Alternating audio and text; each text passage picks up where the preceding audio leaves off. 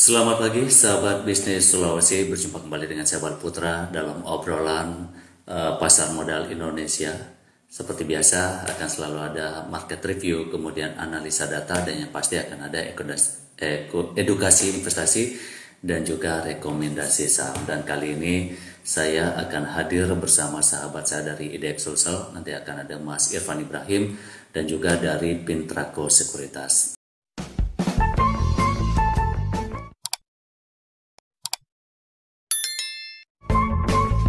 Selamat pagi Mas Irfan. Pagi, Bli Bali. Pagi. Gimana kabarnya Bli pagi ini, Bli? Baik-baik. Alhamdulillah. Cerah di Makassar saat ini, cerah ya. Iya, Sudah hari tidak ini turun. lebih cerah. Selamat pagi Mas Alrich. Pagi, Selamat Mas. pagi juga Mas. Selamat Sehat pagi Mas Fahmi. Sehat-sehat. Oke, seperti biasa nih Mas Irfan, kita awali obrolan kita dengan market review. Seperti apa penutupan perdagangan kita hari Rabu kemarin nih Mas Irfan?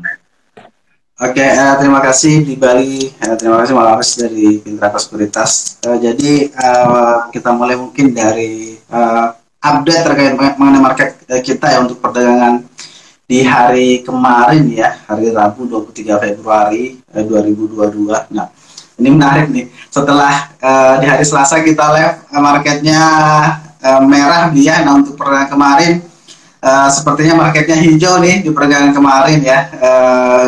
Kemarin sempat ditutup untuk closingnya di 6.920. Nah, ini apakah minggu ini berarti besok yang terakhir bisa mencapai 7.000? Mungkin agak sulit juga ya, nanti coba sama Mas Alres ya.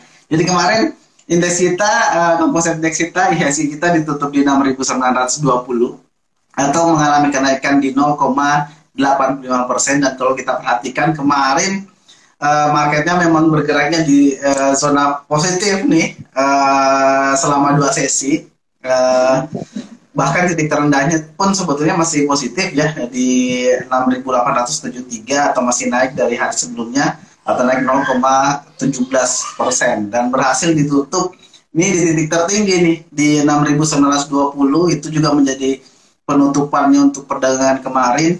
Dan dari sisi transaksi value-nya bahkan lumayan tinggi, Bli, angkanya di 13,3 triliun untuk perdagangan di hari Rabu kemarin dengan frekuensinya sampai 1,5 juta kali ya, dengan volume di 21 juta ya perdagangan lembaran saham. Nah, dan kalau kita lihat lagi dari sisi transaksi juga untuk saham-saham yang mengalami kenaikan dan mempengaruhi IHSG kita ya, ya masih jelas dari beberapa emiten-emiten dengan market cap besar.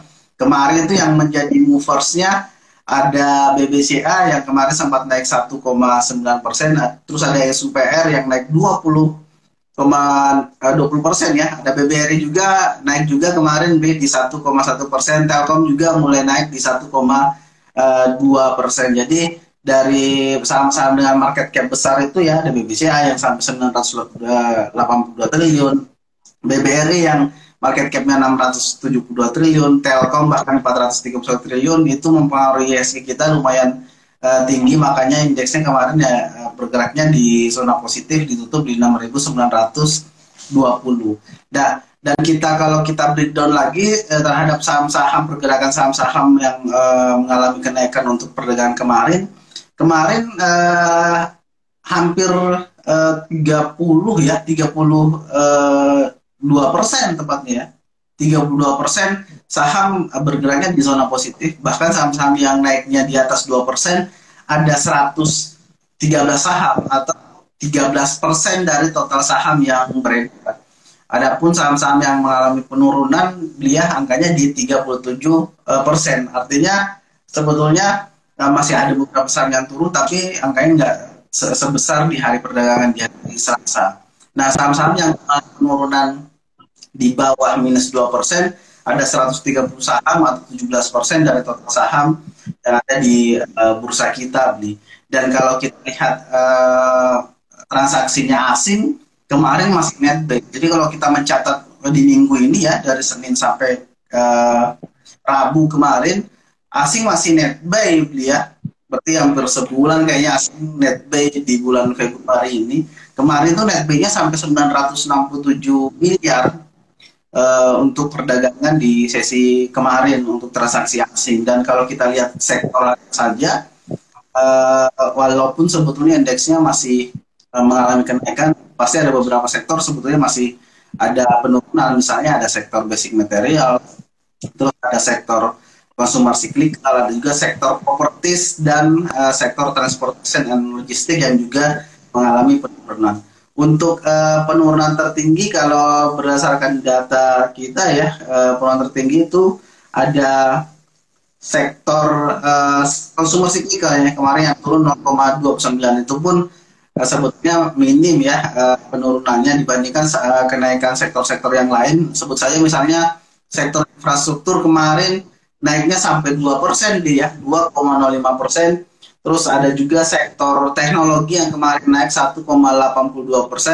Terakhir ada sektor sektor industrial yang naik 1,03%. Jadi kalau kita bandingkan antara sektor-sektor yang mengalami kenaikan dan penurunannya sebetulnya lumayan kecil dibandingkan sektor yang mengalami kenaikan. Tadi infrastruktur bahkan mencapai 2% untuk perdagangan di hari kemarin. Mungkin itu dulu yang kita bisa diskusikan untuk di awal dia menggerakkan market kita untuk perdagangan di hari Rabu kemarin. Jadi kalau melihat data ya mostly market kita lagi positif nih di hari Rabu. Entah mungkin hari ini seperti apa, apakah akan melanjutkan penguatannya, karena kalau berkaca dari sisi grafiknya sih memang kemarin tempat ditutupnya di titik tertinggi di 6.920. Apakah akan melanjutkan itu atau ada penurunan lagi nih di hari Kamis sebelum menuju ke hari Jumat besok. Mungkin seperti itu beli update-nya.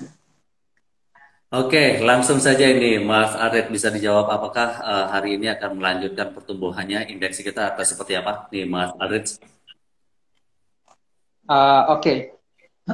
Sebelumnya nih suara saya kedengaran nggak ya? Soalnya saya nggak pakai earphone. Jelas. Oh, ya, betul. Oke. Tadi saya rasa sudah sangat baik gitu ya, sudah sangat jelas penjelasan dari Mas Irfan ya. Tadi saya salah sebut Mas Fahmi. Oke. Nah, kalau kita lihat memang dengan adanya daya beli gitu ya atau capital inflow yang masuk kemarin, ini saya rasa menjadi dampak yang positif karena kalau sejauh ini kan kita lihat dampak secara eksternal kan sebenarnya masih ada ketegangan di Ukraina gitu ya, tapi dengan melihat optimisme capital inflow yang masih cukup bagus di Indonesia, selama ini masih terjaga dan untuk hari ini pun kalau masih capital inflow ini masih terjaga, masih ada potensi gitu untuk kembali melanjutkan penguatan untuk di hari ini, setidaknya menguji level 6930 sampai 6950 selama akumulasi beli investor asing di hari ini masih terjaga.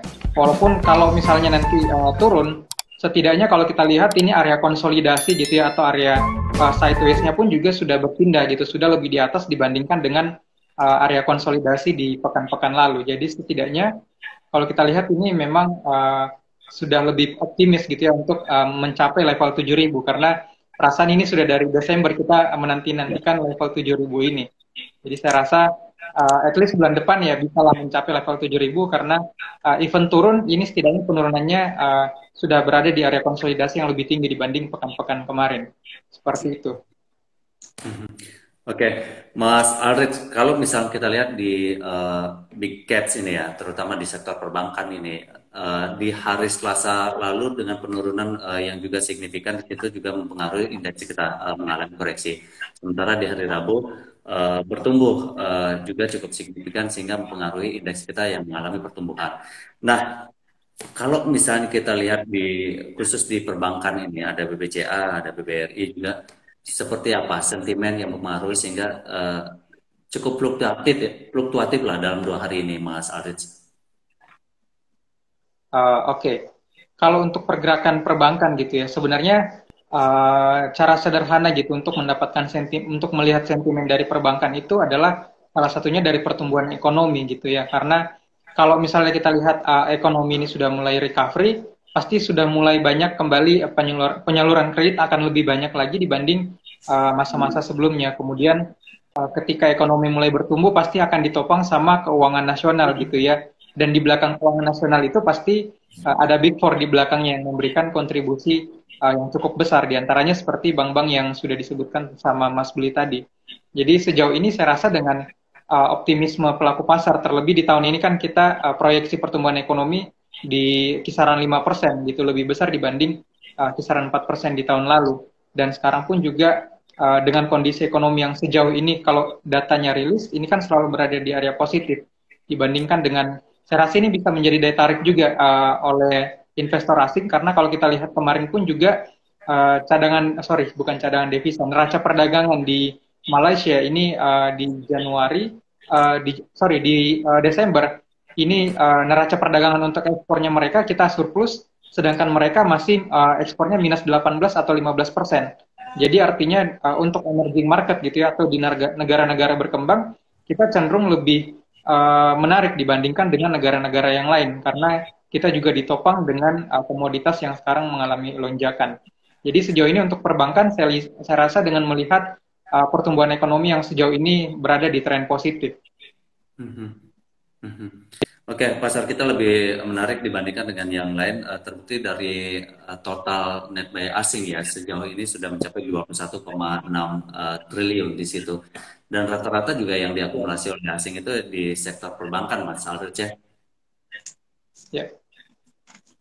Oke, Mas Aldrich, kalau misalnya kita lihat berdasarkan data yang disampaikan oleh Mas Irfan tadi, ada beberapa sektor yang pada perdagangan kemarin itu mengalami pertumbuhan, di mana pertumbuhan tertinggi ada di sektor infrastruktur yaitu 2,05%, kemudian teknologi ada 1,52%, sementara ada beberapa sektor lain juga yang mengalami penurunan, di mana penurunan tertinggi ada consumer cyclical di situ yang 0,29%, walaupun penurunnya tipis ya di situ. Nah, kalau berkaca dari situ, Mas Aldrich, untuk hari ini atau dalam beberapa pekan ke depan ini sektor apa saja yang menarik untuk dicermati oleh pelaku pasar kita? Oke.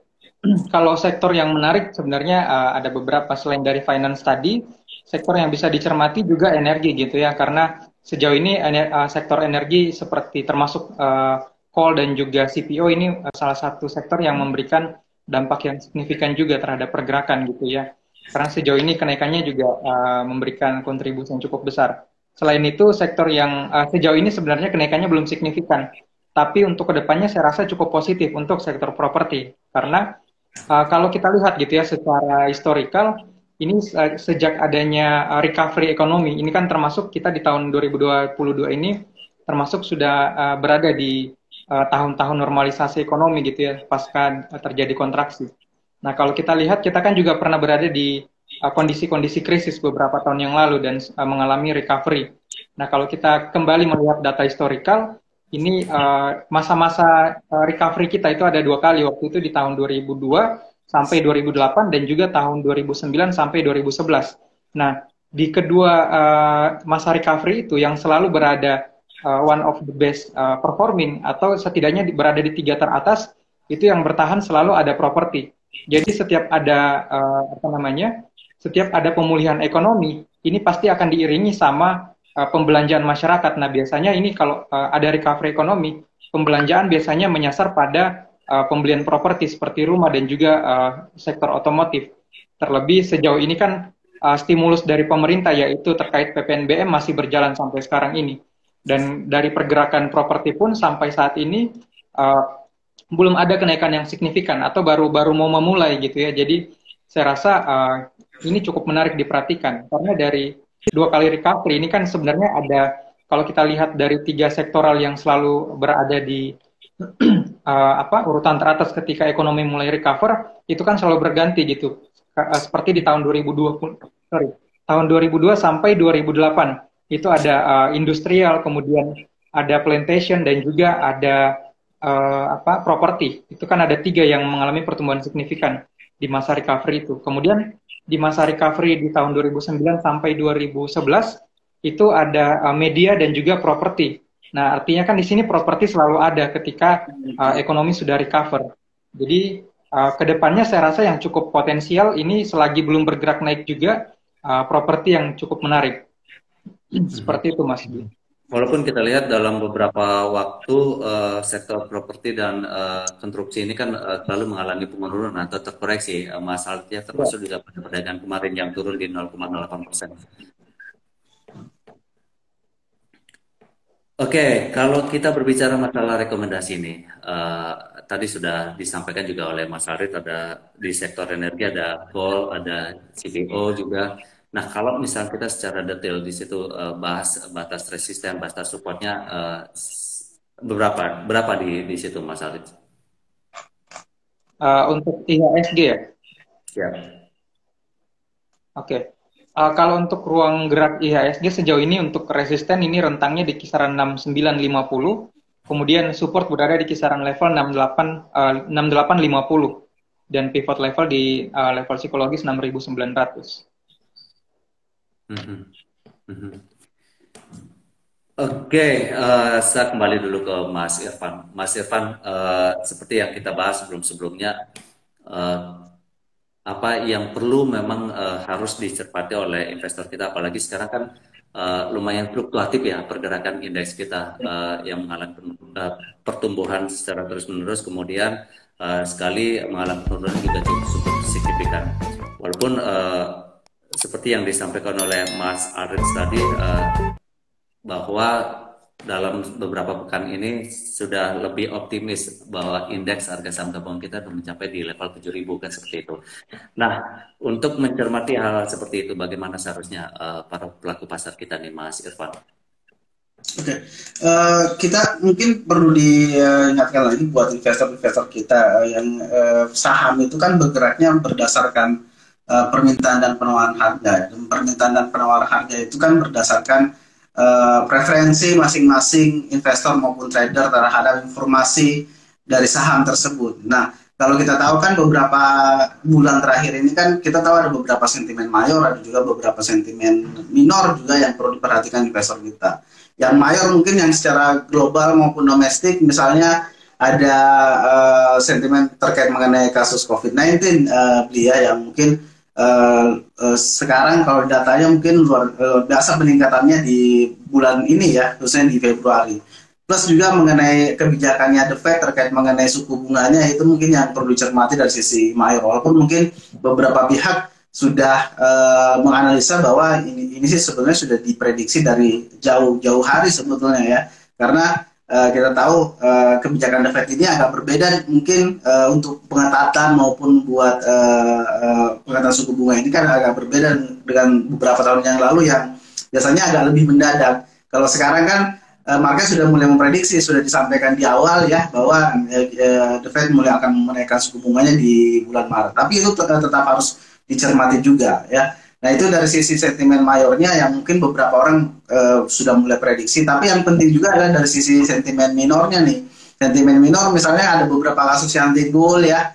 Salah satunya mungkin ada konflik Ukraina yang tiba-tiba muncul mungkin di bulan ini ya. Walaupun mungkin kasus ini sudah lama, tapi sudah mulai di blow up beberapa hari terakhir, sudah mulai agak memanas beberapa hari terakhir. Itu juga mungkin bisa diperhatikan oleh market kita, buat investor kita. Sama mungkin karena bulan-bulan ini adalah musimnya pelaporan LK ya, laporan keuangan, itu juga patut dipertimbangkan juga buat investor kita buat menilai mana sih perusahaan yang secara sentimen dari laporan keuangannya menarik. Karena kan sudah ada beberapa tuh yang sudah mengeluarkan laporan keuangannya, beberapa mungkin sesuai dengan ekspektasi pasar beli ya, mengalami kenaikan misalnya atau pertumbuhan, beberapa juga mungkin mengalami penurunan, dan itu yang harus diperhatikan. Dia tetap harus memperhatikan dari sisi laporan keuangan dan pun data-data terkait mengenai pasar modal, dan itu harusnya sih bisa diperoleh investor kita dari beberapa sumber, termasuk dari Bursa Efek Indonesia. Kan ada beberapa cara sebetulnya memperoleh data-data tersebut ya, baik itu melalui websitenya Bursa Efek Indonesia ataupun ada fitur kalau kita lihat di bursa kan ada IDX data tuh, teman-teman bisa akses juga ya buat data-data yang mungkin menurut teman-teman yang di website itu kurang lengkap ya, kita ada layanan data Bursa Efek Indonesia, itu juga bisa dimanfaatkan oleh teman-teman investor maupun teman-teman trader buat memperdalam sebetulnya dari sisi analisa ya, khususnya mungkin dari sisi fundamental kalau gitu berbicara mengenai data-data laporan keuangan. Itu juga patut dipertimbangkan oleh investor kita ketika ingin menilai mana nih saham atau emiten yang menarik buat dibeli lagi. Plus termasuk mungkin yang disampaikan oleh Mas Alris tadi terkait mengenai beberapa sektor yang siklikal ya, yang khususnya mungkin yang tahun ini ketika ada pertumbuhan ekonomi kan biasanya sektor-sektor finance mulai dilirik ya, bahkan beberapa investor asing sudah mulai mengakumulasi saham-saham tertentu ya di sektor finance. Terus ada juga sektor properti yang sebetulnya dari sisi sentimennya, sentimen mikronya ya, domestik dari tahun 2020 kayaknya sudah mulai itu bahwa sektor ini harusnya diuntungkan, tapi ketika terjadi Omicron ya sektor sentimen itu mungkin tidak berdampak besar terhadap sektor properti. Nah tahun ini pembuktiannya nih ketika ada pertumbuhan ekonomi, apakah sektor properti ini bisa mulai menaikkan, karena kita tahu penurunannya sudah dari tahun lalu sudah turun terus nih ya, bahkan tahun ini di awal-awal tahun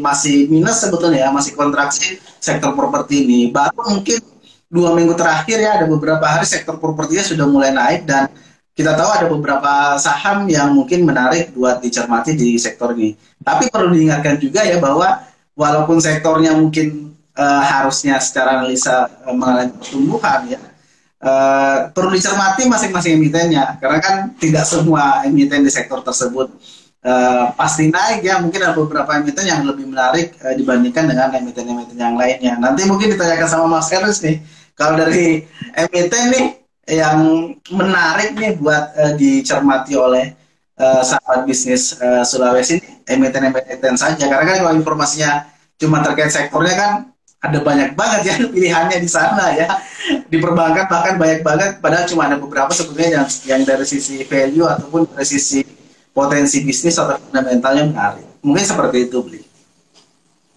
Oke, untuk menjawab itu nih Mas Arif, di sektor properti nih khususnya, kira-kira yang paling potensi untuk mengalami pertumbuhan itu emiten atau saham apa saja di situ Mas Arif? Karena betul juga seperti yang oleh Mas Irfan, dalam satu sektor tidak semua emiten, walaupun sektor itu berpotensi mengalami pertumbuhan, tapi tidak semua emiten atau semua sahamnya mengalami pertumbuhan, kan seperti itu. Nah, yang paling potensial untuk bertumbuh ini Mas Arif di sektor properti ini apa? Kalau untuk sektor properti sebenarnya ada 4 perusahaan yang menarik diperhatikan gitu, karena sebenarnya kalau misalnya kita lihat di sektor properti sebenarnya kan memang tadi Mas Irfan bilang banyak banget gitu. Nah, dan kondisi keuangan dari mayoritas saham di sektor properti juga memang untuk sekarang masih mengalami kontraksi gitu ya, karena terhalang dengan pandemi ini. Tapi sejauh ini yang saya lihat ini ada 4 emiten yang cukup menarik untuk diperhatikan, karena kalau kita lihat di tahun 2021 kemarin walaupun kita masih dibayangi dengan pandemi, setidaknya penjualan mereka sudah berada di atas 60% dari target penjualan sebelumnya. Jadi kalau kita lihat ini ada PWON, kemudian ada BSDE, ada SMRA, dan juga CTRA. Jadi keempat saham itu bisa coba dilirik untuk sektor-sektor di properti. Seperti itu Mas Bli. Oke, seperti itu sahabat bisnis Sulawesi, Mas Arif tadi sudah juga menyampaikan beberapa saham yang banyak menarik untuk dicermati, paling tidak dalam beberapa hari ke depan ya Mas Arif ya. Mas Arif ini mungkin agak keluar sedikit nih Mas Arif, karena belakangan ini kan masih banyak sekali masyarakat kita yang notabene akhirnya karena iming-iming dengan investasi dengan keuntungan yang tinggi, akhirnya mengalami kerugian yang juga luar biasa besar di situ secara finansial. Apa sih sebetulnya, sampai ada juga yang mengatakan kapan kapoknya sih gitu ya. Artinya sudah sangat sering kali ya informasi terkait dengan investasi yang bodong bisa dikatakan seperti itu. Tapi masih banyak juga masyarakat kita yang terkena tertipu di situ. Dan sampai saat ini juga masih banyak sekali untuk hal-hal seperti itu. Walaupun kita tidak menyebut investasi apa saja yang notabene merugikan itu, Tapi paling tidak apa sih yang bisa dipesankan untuk masyarakat kita nih Mas Aldrich? Oke, sebenarnya simpelnya ya kan kita selalu main aman kalau investasi sebenarnya cari legalitasnya dulu legal atau enggaknya gitu ya. Karena beberapa apa namanya beberapa platform investasi juga saya temui ada yang ilegal tapi setiap dia diblokir bulan depan bikin website baru lagi. Jadi selalu ada dan saya juga bingung kenapa banyak yang suka main di situ gitu. Jadi sejauh ini sebenarnya kalau misalnya kita lihat investasi seperti itu ya, kalau investasi yang memberikan return yang apa menjanjikan return yang sangat besar, justru itu yang perlu dicurigai gitu ya, karena kan terkadang itu nggak masuk akal. Jadi harus perlu dipertimbangkan kembali kira-kira dari apa saja ini sumbernya atau alur keuntungannya seperti apa aja. Jadi simpelnya sih sebenarnya cek legalitas dulu gitu, legalitasnya di mana, kemudian dana kita apakah akan aman gitu, tidak ada potensi akan dibawa lari gitu ya uangnya atau hilang begitu saja tanpa adanya transaksi. Kemudian apa namanya mencermati dari imbal hasil dan juga resikonya seperti apa. Karena kan ada beberapa yang saya lihat imbal hasilnya memang di atas 80% tapi resikonya 100%. Jadi kan ini tidak masuk akal gitu. Kita kalau misalnya di investasi saham pun juga atau trading setidaknya imbal hasil lebih besar daripada kerugian. Makanya biasa kalau kita bikin trading plan itu ya setidaknya keuntungan 4%, contohnya keuntungan 4%, resiko loss-nya setidaknya berada di bawah 4%. Jadi keuntungan selalu harus di atas daripada kerugian. Sedangkan banyak apa namanya banyak iming-iming investasi di luar sana yang keuntungannya memang sangat besar tapi resiko kerugiannya bisa sampai 100%. Nah, itu yang bahaya. Jadi perlu dicermati perbandingan return risk and return-nya seperti apa. Yang paling utama sih sebenarnya legalitasnya aja sih Mas Bli. Mhm. Di samping legalitas, psikologi kita juga memang harus main di situ ya. Dalam artian kalau misalkan tiba-tiba ditawari investasi dengan keuntungan yang begitu besar seperti yang tadi disampaikan Mas Haris sampai 80% misalnya. Oke, itu pasti menarik memang. Siapa sih yang tertarik dengan keuntungan yang begitu besar? Tapi kemungkinan masyarakat kita itu tidak ngeh atau acuh dengan apa namanya risikonya yang seperti Mas Haris sampaikan bahkan sampai 100% kan seperti itu. Yang diingat hanya keuntungan saja mungkin sehingga masih banyak juga masyarakat kita yang masih tertipu untuk investasi bodong seperti itu. Nah, terkait dengan bagaimana kita memahami, bagaimana kita harus tahu juga secara legalitas dari investasi bodong itu apa ini? Ini juga menjadi tanggung jawab bursa paling tidak untuk masyarakat kita paling tidak mereka betul-betul dalam berinvestasi itu berinvestasi yang aman gitu ya. Seperti apa nih Mas Irfan? Mungkin sebelum ke sana saya mau ini juga ya terkait mengenai lagi maraknya investasi bodong. Mungkin lebih kepada tadi sudah disampaikan di Bali bahwa dari sisi psikologi, dari sisi mindset sih sebetulnya ya bahwa masih banyak orang beranggapan kalau investasi itu adalah langkah instan buat kaya raya ya. Nah itu mungkin yang perlu diperbaiki. Investasi kan defaultnya bukan buat kaya nih ya. Defaultnya kan buat melindungi aset kita supaya tidak tergerus dengan yang namanya inflasi. Itu tujuan utama investasi. Kalau mau cepet kaya raya ya even cari bisnis baru yang mungkin returnnya lebih besar ya, atau mungkin cari kerjaan baru yang gajinya lebih tinggi atau lebih semangat lagi kerja. Itu mungkin kalau mau menambah aset. Beda kalau investasi kan tujuan utamanya buat melindungi aset kita tadi ya supaya tidak tergerus dengan namanya inflasi. Itu yang pertama. Yang kedua, mungkin dari sisi keamanan, dari sisi legalitas tadi disampaikan sama Mas Ulrich. Intinya cara ngeceknya sebenarnya sederhana ya. Kita tahu kalau misalnya investasi kan ada beberapa jenis ya, ada beberapa produk, ada produk keuangan, ada produk komoditi, ada produk perdagangan. Ya ceklah di regulator masing-masing. Kita tahu kalau misalnya kalau dia produknya adalah produk perdagangan dan komoditi, berarti ceknya di Bapepti dia buat ngecek ini apakah perusahaannya legal atau tidak ya, harus ngeceknya di Bapepti karena memang regulator buat produk investasi atau mungkin produk trading ya, karena perdagangan ya produk trading sebetulnya ya di Bapepti. Kalau mau ngecek buat di keuangan berarti ngeceknya di otoritas jasa keuangan ya, produk-produk keuangan, produk di perbankan, insurance ya, Nah, kalau di pasar modal sama ngeceknya di OJK atau mungkin di SRO ya di Bursa Efek Indonesia itu bisa ngecek yang mana sih perusahaan-perusahaan yang legal yang punya license ya pasti semuanya kan harus punya lisensi dari regulatornya buat memperdagangkan produk itu. Tapi sayangnya kalau kita tahu kan kasus beberapa hari ini beberapa hari terakhir atau mungkin beberapa bulan terakhir kan sudah diingatkan sebetulnya buat investor gitu, buat masyarakat kita sih lebih umumnya bahwa produk-produk ini atau aplikasi ini adalah produk ilegal, tapi masih banyak juga yang tetap masuk. Kayak kembali lagi ke mindsetnya, karena mungkin ngelihat influencernya memperlihatkan bahwa ini kalau mau cepat dapat untung nih pilih produk ini. Nah itu perlu diperhatikan juga. Kembali lagi ke prinsip utama investasi ataupun trading ya atau produk investasi.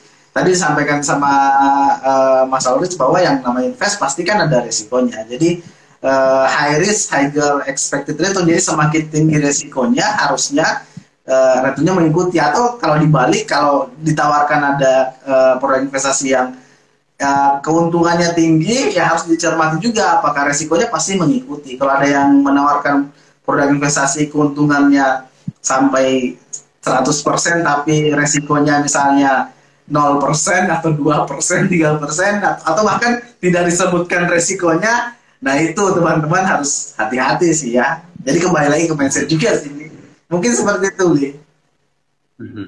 Artinya kalau berinvestasi itu jangan berhenti lah untuk jangan mencoba-coba dulu ya.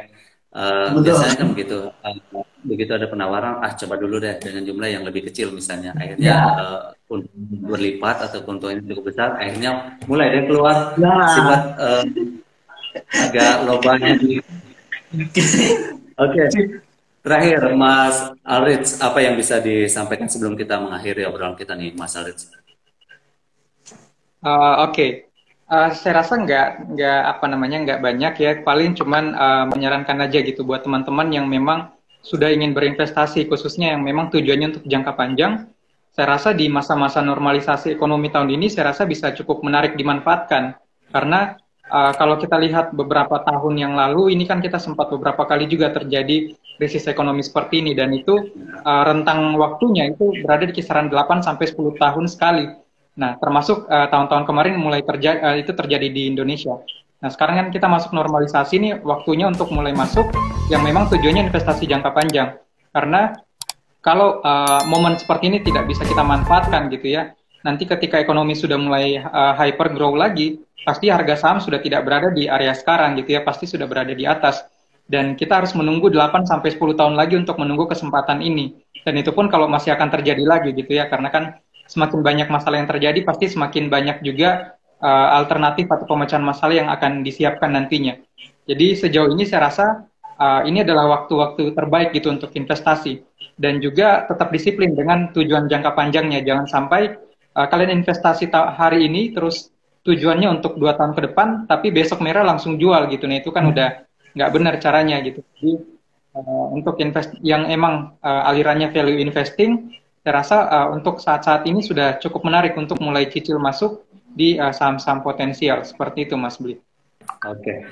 Baik, terima kasih Mas Aurich, terima kasih juga Mas Irfan obrolannya kali ini, dan ini pasti sangat bermanfaat untuk sahabat bisnis Sulawesi, untuk sobat IDX, dan juga untuk teman-teman dari Pintra Sekuritas.